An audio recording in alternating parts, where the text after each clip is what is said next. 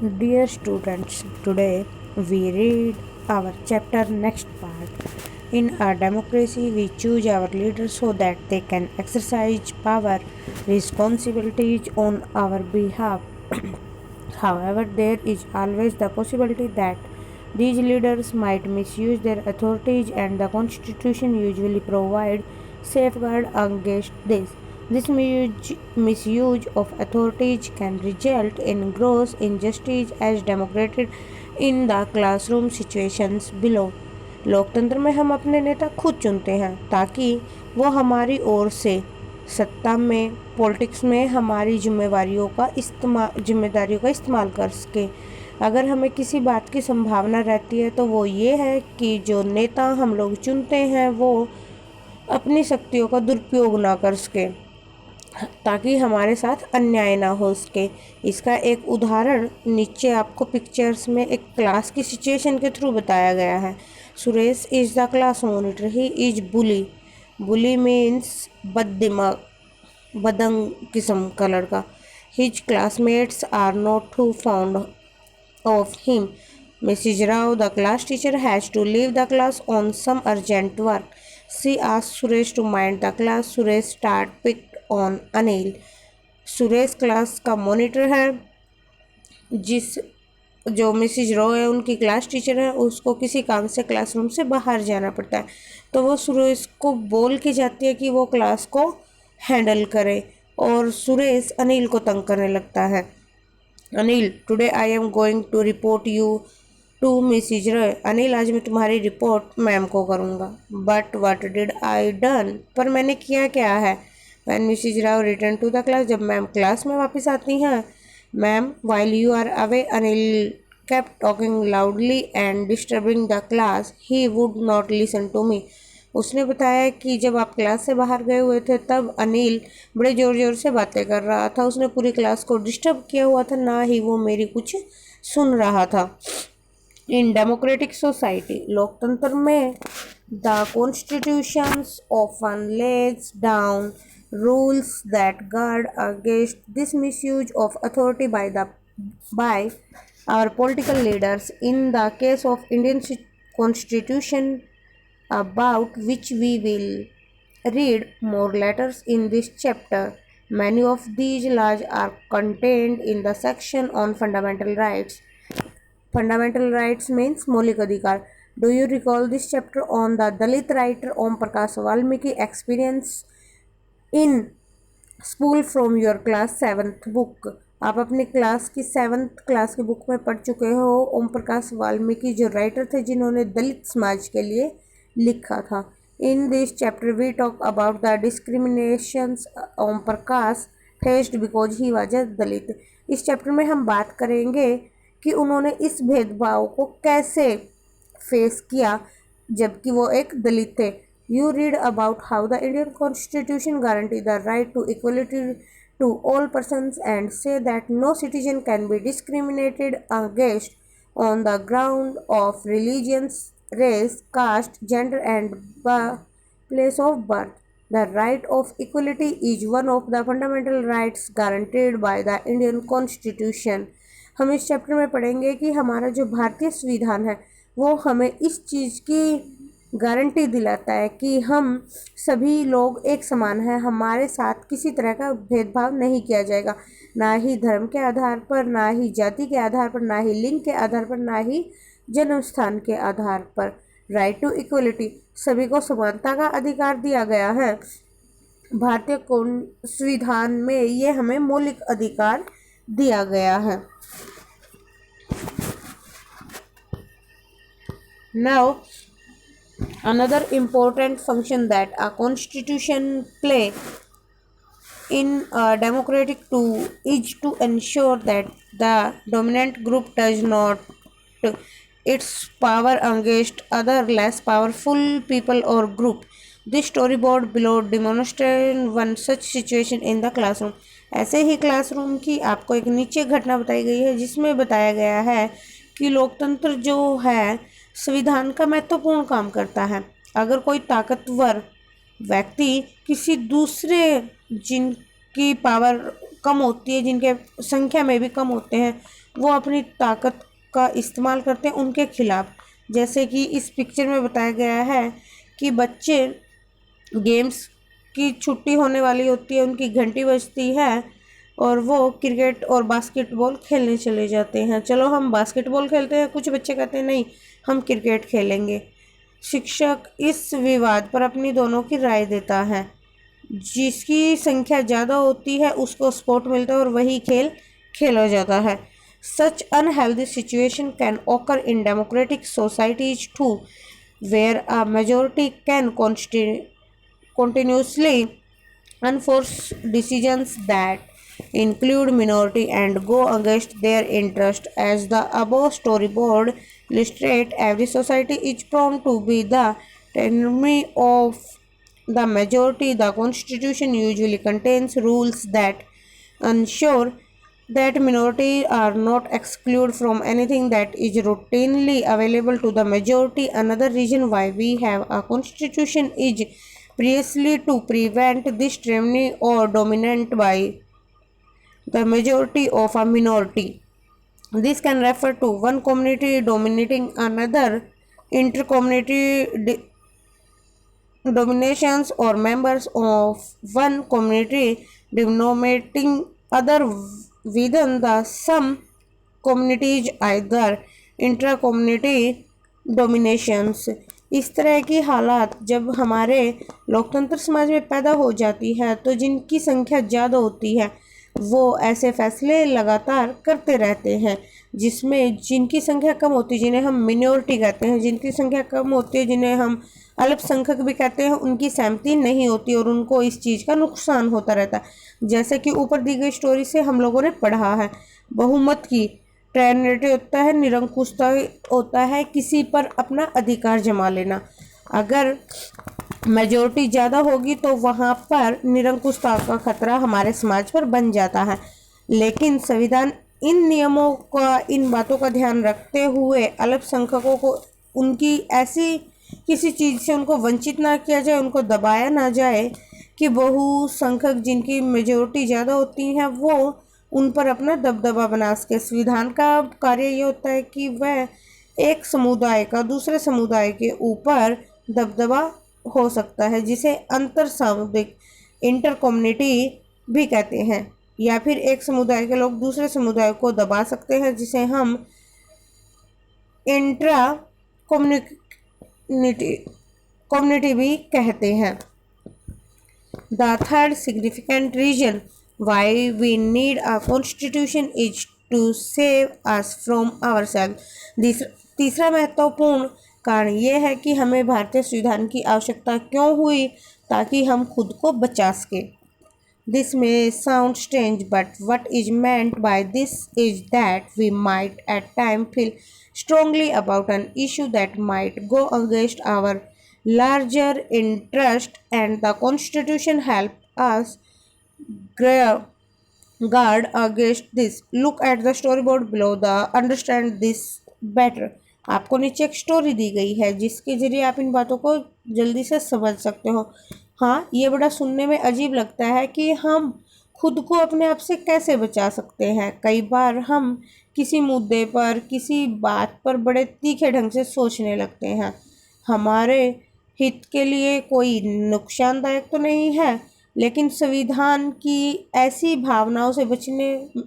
हमारी ऐसी भावनाओं से बचने में मदद करता है। जैसे आपको एक स्टोरी के थ्रू बताया गया, यहाँ पर एक लड़की है शबनम, जो दुविधा में है, उसे कुछ तय करना है। कल की परीक्षा के बारे में वो सोच रही है, उसकी परीक्षा है, लेकिन टीवी पर उसका मन पसंदीदा प्रोग्राम भी आया गया है। वो सोच रही है कि मैं इसे देखे बगैर रह सकती हूँ, अगर मैं ऐसा नहीं करूँगी तो मैं अपना अभ्यास नहीं कर पाऊँगी। फिर उसकी माता जी उससे पूछती है, शबनम तुम परेशान क्यों लग रही है? तो वो अपनी परेशानी उनको बता देती है। तो वो कहती है कि अच्छा हुआ कि कल मैंने टीवी नहीं देखा और अपने 2 चैप्टर्स का अभ्यास अच्छे से कर सकी, जिससे मेरे पेपर में मुझे आसानी हुई। सिमिलरली, इसी प्रकार से the constitution help to protect us against certain decisions that we might taken that could have an adverse effect on the large particles that the country believe in. For example, it is possible that many people who live in a democratic might come to strongly feel that party politicals has come so acrimonious that we need a strong director to set this right. Swept by the emotions, they may not realize this that in the long run, discriminatory rules goes against all their interests. A good constitution does not allow these whims to change its basic structure. It does not allow for the easy overthrow of provisions that guarantee rights of citizens and protect their freedom. From the above discussion, we will understand that the constitution play a very important role in democratic society. हमारा जो संविधान होता है वो हमें ऐसे फैसले लेने से रोक सकता है कि जब हम बड़े बड़े सिद्धांत पार्टिसिपल्स जो हमें ठेस पहुंचाते हैं जिनसे देश आस्था रखता है। उदाहरण के तौर पर तो हमें बताया गया है लोकतंत्र को मानने वाले लोग बड़ी गंभीरता से उसे महसूस करते हैं, लेकिन जो पॉलिटिकल्स पार्टी होती है वो दूसरी विकृति के होते हैं जो इन चीज़ों को दुरुस्त करने में तानाशाह को शासन सौंप देते हैं, जो फौजी शासन हो जाता है। जो लोग सिर्फ जो बात उनको सही लगती है उसी बात को वो मनवाने में लगे होते हैं। इस भावना में बहकर बहुत सारे लोग ऐसा महसूस करते हैं कि लंबे दौर से तानाशाह से हमारे सारे जो हित हैं वो तहस नहस हो गए हैं। एक अच्छा संविधान की बुनियाद इस तरह की उम्मीदें पैदा करता है, उम्मीदों से बचाता है उनको। प्रावधानों को आसानी से पलटा नहीं जा सकता जिनके जरिए नागरिकों के अधिकारों को आश्वासन मिलता है कि वो स्वतंत्रता पूर्वक कहीं भी रह सकते हैं।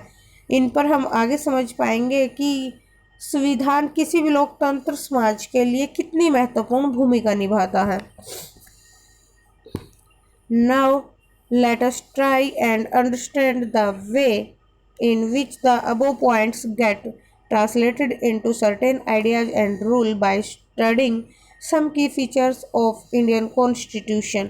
अब हम कुछ कॉन्स्टिट्यूशंस की पढ़ते हैं जिनसे हमें पता चलेगा कि ये हमारे लिए इतना फ़ायदेमंद, इतना ख़ास आदर्श क्यों है। द इंडियन कॉन्स्टिट्यूशन की फीचर्स मीन्स इसके मुख्य लक्ष्य क्या है। By the beginning of the 20th century, the Indian national movement had been active in the struggle for independence from British rule for several decades. During the freedom struggle, the nationalists had devoted a great deal of time to imagine and planning what a free India would be like. Under the British, they had been forced to obey rules that they had had very little role in making. The long experience of authoritarian rule under the colonial state convinced Indians that free India should be a democratic in which everyone should be treated equally and be allowed to participate in government. What remained to be done then was to work out the way in which the democratic government would be set up in India and the rules that would determine its function. This was done not by one person but by a group of around 300 people who came member of the Constituent Assembly in 1946 and who met prodigally for the next 3 years to write Indian Constitution. 20वीं सदी तक 20th century की शुरुआत में कई दशक बीत चुके थे। Indian national movement had been active. जो हमारा स्वतंत्रता का संघर्ष चल रहा था वो काफ़ी ज़ोर शोर से था, जो कि स्वतंत्र भारत किस तरह का होना चाहिए, स्वतंत्र भारत किस तरह का होना चाहिए। ब्रिटिश शासन के तहत हमने बहुत सारे नियम्स को मानना पड़ा था जो उन्होंने खुद नहीं बनवाए थे। कॉनिकल सिस्टम के बारे में आप हिस्ट्री में पढ़ चुके थे कि जो कॉनिकल स्टेट्स होते थे वो बड़े ही अत्याचारी होते थे, दूसरों पर बड़ा जोर डालते थे अपनी बात को मनवाने के लिए। स्वतंत्र भारत को वो डेमोक्रेटिक कंट्री बनाना चाहते थे जिसमें प्रत्येक नागरिक को सम्मान दिया जाएगा ताकि वो सरकार के सभी कामों में अपनी हिस्सेदारी दिखा सके। इसके बाद यह भी तय हुआ कि भारत में लोकतंत्र सरकार का जो गठन है कि हमारी जो सरकार है वो कैसे बनाया जाए, कैसे उनके कामकाज को के लिए रूल्स बनाए जाए कि हर काम टाइम टू टाइम होता रहे। यह काम किसी एक आदमी के वश में तो था नहीं, जिसके लिए हमें 300 लोगों का योगदान दिया, जो कि 1946 में एक सभा बनाई गई जो अगले 3 साल तक संविधान सभा की बैठकें होती रही और संविधान का निर्माण करते रहे। These members of the constituent assembly had a hug task before them. ये एक बड़ी जिम्मेवारी का काम था इन लोगों के सामने। The country was made up the several different communities who spoke different language, जिसमें बहुत सारे समुदाय थे जो अलग अलग भाषाएं बोलते थे। बिलोंग टू डिफरेंट रिलीजन, जो अलग अलग धर्मों से संबंध रखते थे। And had distinct cultures also. When the constitution was being written, India was going through considered turmoil. The partition of the country into India and Pakistan was dominated. Some of the princely states remained undecided about their future, and social economic condition of the vast mass of people appeared dismal. All of these issues played on the mind of a member of the Constituent Assembly as they drafted by Constitution. They rose the occasions and gave this country a visionary document that reflects a respect for maintaining diversity while preserving national unity. The final document also reflects their concern for and recrafting poverty through social economics reformers as well, embracing the cruel role the people can be play choosing their representative. इसमें बताया गया है कि उन लोगों के सामने बड़ी जिम्मेदारी का काम था। हमारे देश में जो उथल पुथल चल रही थी, भारत का और पाकिस्तान का बंटवारा हुआ था, जो हमारी रियासतें थी वो कैसे उनको इकट्ठा कर पाएंगे, उनका भविष्य कैसा होगा, यहाँ की जो जनता है उनकी सामाजिक आर्थिक कैसी होगी। भारत संविधान सभा के सदस्यों के सामने बहुत सारे ऐसे मुद्दे थे जो ऐतिहासिक दायित्वों को बहादुरी से पूरा किया जा सकता था और एक ऐसे कल्पनाशील दस्तावेज दिए गए जिससे राष्ट्रीय एकता को बनाए रखा जा सके, विविधता को संभाला जा सके। उन्होंने जो दस्तावेज तैयार किए उसमें सामाजिक और आर्थिक सुधारों के जरिए जो गरीब लोग थे, गरीबी उन्मूलन और जन प्रतिनिधियों के चयन में जो जनता की अहम भूमिका पर जोर दिया गया है ताकि वो लोग अपने रिप्रेजेंटेटिव जो उनकी बातों को सामने रख सके, उनको चुन सके। Listed below are the key features of the Indian constitution while reading these. आगे कुछ की फीचर्स दिए गए हैं जिनके बारे में हम पढ़ेंगे। इनको पढ़ते हुए कीप इन माइंड, हमें अपने माइंड में रखना है कंसर्न्स ऑफ डाइवर्सिटी, विविधता, यूनिटी, एकता, सोशल इकोनॉमिक सामाजिक आर्थिक रिफॉर्मर्स सुधार and representation at that the author of this document were grappling with. कि ग्रैपिंग होता है इन चिंताएं होता है कि जो लेखक होता है वो अपने ध्यान में रखकर किस तरह के दस्तावेज तैयार करेगा। Try and understand the way in which they try to balance these concern with their commitment to transforming independence India into a strong democratic society. कि वो ये समझाने की कोशिश करता है कि स्वतंत्र जो हमारा भारत है उसको हम शक्तिशाली डेमोक्रेटिक सोसाइटी कंट्री बनाने का जो उनका उद्देश्य है वो उनका हल किस तरह से निकाल सकते हैं। आज के लिए सिर्फ इतना ही। Thank you, have a nice day.